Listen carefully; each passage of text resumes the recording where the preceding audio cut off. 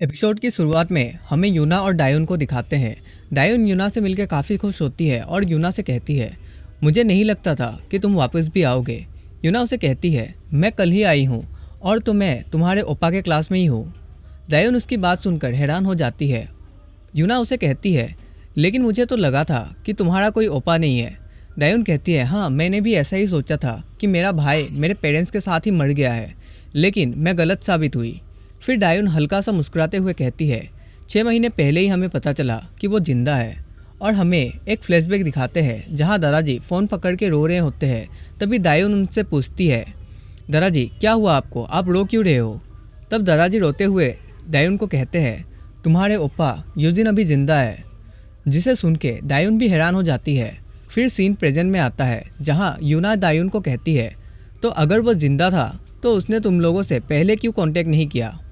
डायोन बताती है, जिन्होंने कॉल करके ओपा के बारे में हमें बताया था उनका कहना है कि ओपा के एक्सीडेंट के बाद उसके याददाश्त चले गए थे, लेकिन अभी हाल ही में उसे थोड़ी बहुत बात याद आई, जिसके वजह से हम आपको अभी खबर कर रहे हैं। डायोन की बात सुनकर यूना काफ़ी हैरान होती है और कहती है, तो तुम कह रहे हो कि उसका मेमोरी लॉस हुआ था, लेकिन अब धीरे धीरे उसे याददाश्त वापस आ रहा है। डायोन कहती है, हाँ ऐसा ही है, और तो ओपा को मेरे और दादाजी के बारे में भी थोड़ा बहुत ही याद है। फिर यूना एक स्माइल करते हुए कहती है, तब तो तुम्हारे दादाजी बहुत ही खुश हुए होंगे अपने पोते की खबर सुन के। डायोन कहती है, दादाजी को जब ओपा के बारे में पता चला तब तो वो बहुत रोए थे, लेकिन वो खुश भी थे। फिर वो अपने काम से कुछ दिनों के लिए छुट्टी भी ले लिए थे और कुकिंग क्लास ज्वाइन कर लिया था। यूना कहती है, क्या तुम्हारे दादाजी ने कुकिंग क्लास लिया था? डायोन बताती है, हाँ दादाजी को लगा कि ओपा को शायद कोरियन खाना पसंद नहीं आएगा क्योंकि वो अब्रॉड में रहा है उस इंसिडेंट के बाद, इसीलिए उन्होंने कुकिंग क्लास ली थी। यूना कहती है, तुम्हारे दादाजी तो बहुत ही अच्छे इंसान हैं। डायोन भी हंसते हुए कहती है, हाँ वो तो पहले से ही ऐसे है। लेकिन यूना सीरियस सा चेहरा बना के डायोन से पूछती है, क्या तुम्हें सच में लगता है यही तुम्हारा ओपा है? डायोन यूना की बात से बहुत ही ज़्यादा शौक हो जाती है और कहती है, आखिर तुम क्या कहना चाहते हो? फिर यूना एक फेक स्माइल के साथ कहती है, मैं तो बस ये जानना चाहती थी कि तुम लोगों ने कंफर्म तो किया ना कि यही तुम्हारा ओपा है। डायोन कहती है, हाँ हमने डीएनए टेस्ट करवाया था और दादाजी का कहना है कि बचपन में ओपा जैसे दिखते थे, अभी भी वो बिल्कुल सेम ही दिखते हैं। यूना डायोन की बात सुन के सोच में पड़ जाती है कि अगर इन्होंने डीएनए टेस्ट करवाया होगा तो सच्ची होगा। तभी डायोन यूना से कहती है, लेकिन तुम ये सब मुझसे क्यों पूछ रहे हो ओपा के बारे में? यूना डायोन की बात सुन के हैरान होती है और डर के मारे कह देती है कि तुम्हारे ओपा का कोई गर्लफ्रेंड है क्या? जिसे सुन के डायोन भी शॉक हो जाती है। नेक्स्ट सीन हमें फिर से यूजिन और सुगजू को दिखाया जाता है, जहां सुगजू कहता है, तुमने स्कूल में ज्वाइन करने के लिए फेक डॉक्यूमेंट क्यों सबमिट किए? आखिर तुम किस मकसद से यहाँ आए हो? यूजिन कहता है, तुम कह रहे हो कि मेरा डॉक्यूमेंट्स फेक है? सुगजू कहता है, हाँ वो फेक है, क्योंकि मैंने खुद इन्वेस्टिगेट किया। जहाँ तुम पढ़ने और रहने का दावा करते हो वहाँ आज तक तुम्हारे जैसा कोई भी बंदा नहीं रहा है। ये सब सुनने के बाद यूजिन बड़े ही कोल्ड वे में कहता है, सबूत कहाँ है? तुमने कहा मेरे सारे डॉक्यूमेंट्स फेक है, तो उसका सबूत कहाँ है? सुगजू यूजिन की बात से हैरान हो जाता है और मन में सोचता है, आखिर ये कैसा बंदा है? मैंने इसके ऊपर जब इन्वेस्टिगेट किया तब मुझे बस यही पता लगा कि इसका डॉक्यूमेंट्स फेक है, पर मेरे पास कोई फिजिकल एविडेंस तो नहीं है और मैं पूरा श्योर हूँ कि जिस जगह से ये रहने का दावा करता है वहाँ ये कभी गया भी नहीं होगा। फिर भी इसकी आंखों में मुझे डर क्यों नहीं दिख रहा जब मैं उसे सच बता रहा हूँ, और तो ये मुझसे ही उल्टा सबूत मांग रहा है। तब यूजिन सुगजू से पूछता है, आखिर तुम मेरे ऊपर इन्वेस्टिगेट क्यों कर रहे हो?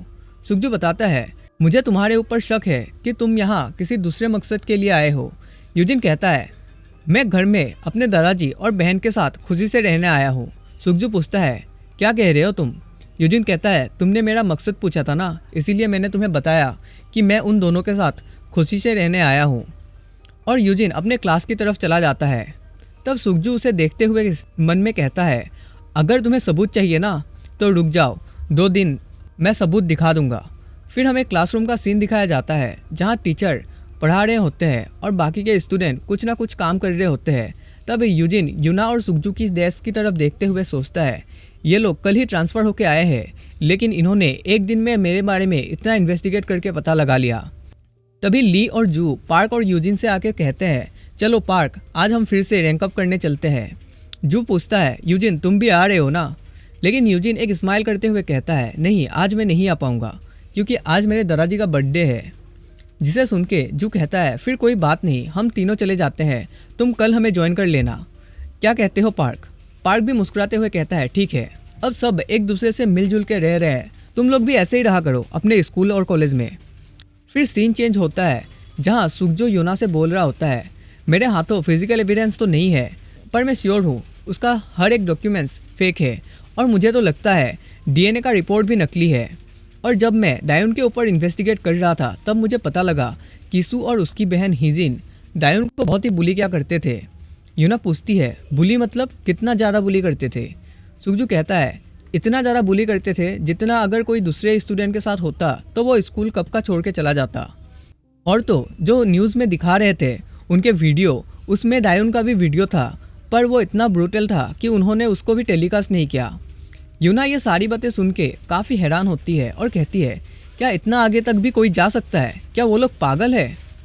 सुकजू कहता है, इसीलिए मुझे लगता है यूजिन ने उस किसू और उसके दोस्तों को इतना मारा कि वो लोग कंट्री छोड़ के जाने के लिए मजबूर हो गए। जो सुन के यूना भी ब्लश करती है और कहती है, एक भाई जो सबको लगा था कि वो मर गया लेकिन वो वापस आता है 10 साल के बाद और आके अपने बहन के बुलिस को मार के स्कूल से भगाता है। ये सुनने में एक फेरी टेल जैसी लगती है, लेकिन मेरा ओपा और मेरे उन्नी हमेशा मुझे गिराने का ही इंतजार करते रहते हैं। यूना उसे कहती है, जितना तुमने मुझे यूजिन के बारे में बताया है ऐसा लगता है हमें यूजिन के बारे में बहुत सारी बातें नहीं पता। अगर वो सच में मेरे पीछे ही स्कूल आया होता तो मुझे नहीं लगता कि वो अब तक चुप बैठता। सुकजू कहता है, हाँ मुझे भी ऐसा ही लगता है। फिर यूना कहती है, तो फिर क्या वो डायोन के पीछे आया है? और उनके प्लेन क्रैश के बाद जो इंश्योरेंस का पैसा मिलने वाला था, क्या उसका क्या हुआ? सुकजू कहता है, डायोन के दादाजी के पास इंश्योरेंस के पैसे हैं लेकिन उन्होंने उनमें से एक भी रुपये खर्च नहीं किए। और तो जब यूजिन वापस आया तो उसके हिस्से का पैसा भी दादाजी ने बैंक को लौटा दिया। लेकिन अब भी उनके पास बहुत सारे पैसे हैं, इसीलिए हम इस पॉइंट को इग्नोर तो नहीं कर सकते क्योंकि उसके गोल पैसे भी हो सकते हैं। ये बात सुन के यूना काफी चिंता में पड़ जाती है और कहती है, तब तो डायोन बहुत ही खतरे में है क्योंकि वो भी डायोन के साथ एक ही घर में रहता है। फिर हमें यूजिन और डायोन को दिखाया जाता है जहाँ वो दोनों स्टोर से कुछ सामान खरीद रहे होते हैं। तभी डायोन कहती है, ओपा मैं तुमसे ये बात करना तो नहीं चाहती पर मैं सोच रही थी कि तुमने प्लेन क्रैश के बाद आखिर क्या किया था। यूजिन डायोन की बात सुनकर शांत हो जाता है, जिसे देख के डायोन घबरा जाती है और कहती है, अगर तुम्हें जवाब नहीं देना है तो मत दो। यूजिन कहता है, कोई बात नहीं है, मैं तुम्हें बताता हूँ। प्लेन क्रैश के बाद मुझे बहुत ही बुरी चोट लगी थी जिसकी वजह से मेरी याददाश्त चली गई और ऊपर से मेरा लैंग्वेज भी अलग था तो मुझे किसी की बात भी समझ नहीं आती थी। तो ऐसा समझ सकती हो कि मैं पिछले 10 साल से बहुत ही बिजी था। डायोन यूजिन की बात सुन के पहले शौक होती है फिर हंसते हुए कहती है कि इतना बिजी कि एक गर्लफ्रेंड भी नहीं बनाया। यूजिन कहता है, हाँ ऐसा ही कुछ। फिर डायोन कहती है, मैंने सुना कि यूना भी तुम्हारे क्लास में है। यूजिन पूछता है, क्या तुम शिन यूना के बारे में बात कर रहे हो? डायोन कहती है, हाँ मैं उन्हीं की बात कर रही हूँ और मैं तो सरप्राइज हो गई थी जब मुझे पता लगा कि वो तुम्हारे क्लासमेट है। यूजिन पूछता है, क्या तुम उसे पहले से ही जानते हो? डायोन बताती है, हाँ वो बहुत ही अच्छी है और वो जब अमेरिका के लिए गई थी तब मैं बहुत ही ज़्यादा उदास हो गई, लेकिन अब मैं बहुत ही खुश हूँ उन्हें वापस देख के। वैसे यूना ने मुझे पूछा था कि तुम्हारा कोई गर्लफ्रेंड है क्या? जिसे सुन के यूजिन भी हैरान हो जाता है। फिर हमें थोड़ी देर बाद का सीन दिखाया जाता है जहाँ दादाजी को गिफ्ट देते हुए डायोन बोलती है, जल्दी से आप गिफ्ट को खोलिए ना। दादाजी बहुत ही सरप्राइज होते हैं और कहते हैं, इसकी क्या जरूरत थी, वैसे ही तुम्हारे पास उतना पॉकेट मनी नहीं है और तुम मेरे लिए खर्चा करके आ गई। डायोन मुस्कुराते हुए कहती है, मेरे पास सेविंग्स है, आपको उतना चिंता करने की जरूरत नहीं है और वैसे भी ये गिफ्ट उतना महंगा भी नहीं है तो इसको आप हमेशा यूज कर सकते हो। फिर दादाजी डायोन के गिफ्ट को देख के थैंक्स कहते हैं और बोलते हैं, वैसे मुझे भगवान ने पहले ही बहुत ही बड़ा गिफ्ट दे दिया। यूजिन अपना घर सही सलामत लौट आया है, इससे बड़ा गिफ्ट मेरे लिए और क्या ही हो सकता है। तभी डायोन का फोन रिंग करने लगता है, जिसे सुन के वो कॉल पिक करने जाती है। तभी दूसरी साइड यूना डायोन को बुलाती है पास वाले स्टोर पे कुछ बात करने के लिए। डायोन भी कहती है, मैं आ रही हूँ। दादाजी डायोन से पूछते हैं, तुम इतनी रात को कहाँ जा रही हो? डायोन बताती है कि मैं पास वाली स्टोर पे जा रही हूँ, यूना मिलने आई है और उससे मुझसे कुछ बात करनी है। लेकिन इस बात से यूजिन थोड़ा सा भी खुश नहीं दिखता। और आज वाला एपिसोड हम लोग यहीं पे एंड करते हैं। अगर ये वाला एपिसोड थोड़ा सा भी अच्छा लगा हो तो जरूर से वीडियो को लाइक कर देना और चैनल में नए हो तो जरूर से सब्सक्राइब कर लेना। हम लोग 500 सब्सक्राइबर के बहुत ही ज्यादा क्लोज है। मिलते हैं अगले वीडियो में, तब तक के लिए bye bye. Thank you so much.